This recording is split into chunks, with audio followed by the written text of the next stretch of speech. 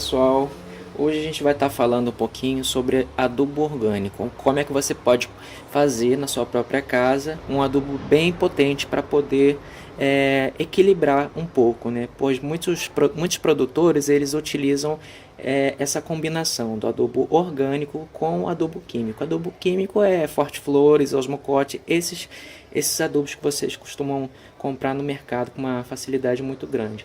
Você pode fazer na sua própria casa um adubo rico em nutrientes variados, e a gente aqui vai falar um pouquinho de cada um deles. Primeiro a gente vai ter aqui o carvão vegetal.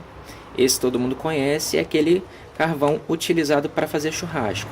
Não pode ser de jeito nenhum aquele carvão já queimado da churrasqueira, porque aquele carvão da churrasqueira já tem gordura derretida da carne, tem sal, e a gente não quer misturar isso no nosso adubo, que isso é totalmente prejudicial à planta, a rosa do deserto. Então o carvão ele vai ser um composto orgânico, ele tem matéria orgânica, ele tem carbono e ele vai ser um facilitador, ele vai permitir que a sua planta absorva os demais nutrientes de uma maneira bem mais potencializada. Ele vai potencializar o seu substrato, a absorção de nutrientes. Ele é bastante importante. Aqui a gente tem a famosa farinha de osso. Essa você encontra no mercado, em várias lojas por aí. A farinha de osso ela vai ser um concentrado em fósforo e cálcio. Ou seja, se você tem um solo ácido, ou seja, um solo com bastante matéria orgânica, ele vai ser, na verdade, uma maneira de você poder equilibrar esse solo. Ou seja, se você está perdendo plantas por questão de acidez, é só você misturar um pouco de farinha de osso no substrato que você vai estar equilibrando novamente. Por que eu vou utilizar essa farinha de osso? Porque eu vou utilizar alguns compostos concentrados em matéria orgânica. Então eu vou querer equilibrar e não deixar esse solo muito ácido, esse substrato, esse adubo muito ácido. Aqui a gente tem a famosa casca de banana. O que eu fiz aqui? Eu deixei ela secando e utilizei a air fryer para poder torrar a casca de banana. Se você não tem air fryer, você pode usar normalmente o forno. Você deixa a casca tostadinha, coloca no liquidificador. Já tem um vídeo que eu fiz aqui mostrando para vocês como é que faz. Vocês podem conferir no final do vídeo como é que se faz essa casca de banana. E por que é importante essas cascas? Não só casca de banana, você pode também utilizar casca de batata, de beterraba. Essas cascas são concentradas em potássio. E potássio é importante? Potássio é importante para a imunidade da planta. Se você está para passar por um período de frio intenso na sua cidade, então foca no potássio, que vai proteger a sua planta dessas situações mais incômodas, que é a questão do frio e um eventual apodrecimento da raiz, principalmente para vocês que deixam as plantas ao tempo, deixam pegando chuva e tudo mais.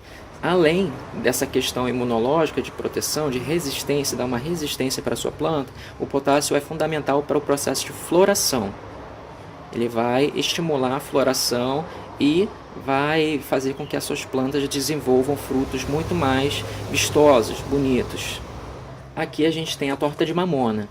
A torta de mamona você tem que ter um cuidado maior se você tem animais em casa, porque se trata de um material um pouco tóxico. Então, se vocês têm animais em casa, é bom deixar em um local não acessível para eles. O que vai ser importante? Ela é um produto concentrado em nitrogênio, que vai dar toda a estruturação para as plantas. Ela não é tão importante para o desenvolvimento da obesum, ou seja, você tem um foco maior em potássio e fósforo para poder desenvolver bem a sua planta, porque na verdade ela não se interessa muito pelo nitrogênio, porém é fundamental, não adianta, tem que ter nitrogênio. Principalmente se tratar de outras espécies, como o arábico. O arábico na Ásia é fundamental uma adubação concentrada com foco em nitrogênio. Isso é uma visão lá dos produtores, que eu tenho inclusive um amigo que ele me passou essa dica, e eu vou começar a adubar as minhas arábicas com uma concentração maior de nitrogênio. Esse aqui é um adubo de liberação lenta, ou seja, você vai ter que passar por um processo de fermentação para poder depois usar. Vamos lá misturar. Aqui eu tenho terra misturada com humus de minhoca, e nessa terra eu vou fazer toda essa mistureba aqui. Então primeiro vai a torta de mamona,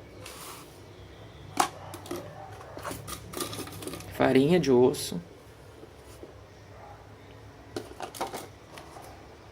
casca de banana, carvão vegetal. Vamos então fazer essa mistureba aqui.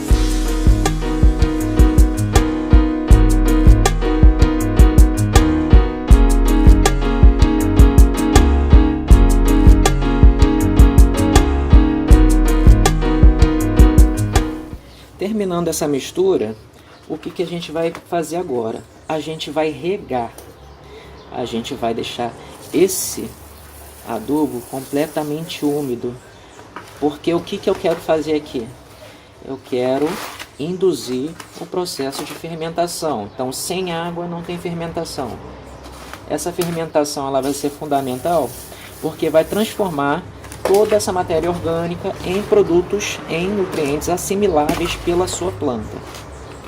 Então as bactérias elas vão agir aqui, vai fazer com que esse adubo aqui, essa mistura fique um pouco fedida mesmo, mas isso é devido à ação das bactérias. Esse adubo vai ficar pronto em aproximadamente 30 dias, que você tem que deixar esse processo de fermentação acontecer. Se você aplicar isso diretamente na sua planta, você vai estar colocando ela em risco, porque você vai com certeza queimar as raízes por causa desse processo de fermentação.